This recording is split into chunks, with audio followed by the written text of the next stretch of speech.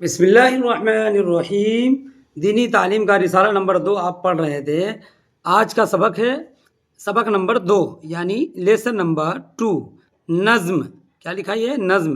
آگے دیکھیں الفاظ و معانی۔ پہلا لفظ ہے صاد سے صدا، اس کا مطلب ہوتا ہے آواز، پکار، کسی کو آواز لگانا، کسی کو پکارنا۔ اسی طرح آگے لفظ ہے یہ دعا، اس کا معنی ہے اللہ سے مانگنا۔ اسی طرح دکھ سکھ یہ لفظ ہے، اس کا معنی رنج و راحت، خوشی اور غم۔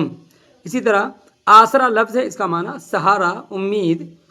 آگے دیکھیں ساجی یہ لفظ ہے، اس کا معنی حصہ دار، شریک۔ اب نظم کو پڑھیں تو سمجھ میں آئے گا۔ ہے شکر تیرا اے خدا، تو نے ہمیں پیدا کیا، تو پاک ہے ہر عیب سے، ساجی نہیں کوئی تیرا۔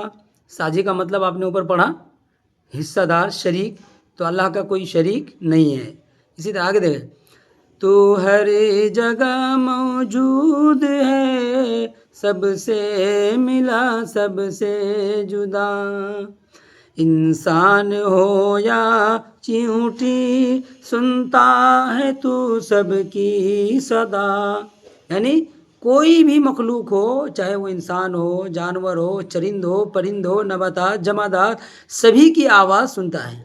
بھلے ہمیں جانور کی آواز سمجھ میں نہیں آتی ہے، لیکن اللہ تعالیٰ جو پوری کائنات کا مالک ہے، ان سے جو بھی کوئی فریاد کرتا ہے تو ان فریادوں کا اللہ تعالیٰ بخوبی سنتا ہے اور سمجھتا ہے۔ ٹھیک، دکھ سکھ تیری مٹھی میں ہے، جو جس کے لائق تھا دیا، ہر ایک تیرا محتاج ہے، سب کو ہے تیرا آسرا، اپنی بھلائی کے لیے تجھ سے نہ مانگے کیوں دعا۔ یہ نظم ہے جس میں اللہ تعالیٰ کی بہترین منظر کشی کی گئی، اللہ تعالیٰ کا شکر ادا کیا گیا ہے، اور اللہ ہی تعالیٰ سے ہر کسی کو فریاد کرنا چاہیے۔ آگے نوٹ لکھا ہے یہ نظم بچوں کو زبانی یاد کرائے، تو ہم سب کو چاہیے کہ اسے یاد کر لیں نظم کو، تو زیادہ بہتر رہے گا۔ امید ہے کہ سبق سمجھ میں آیا ہوگا۔ جزاک اللہ خیر۔ السلام علیکم ورحمۃ اللہ وبرکاتہ۔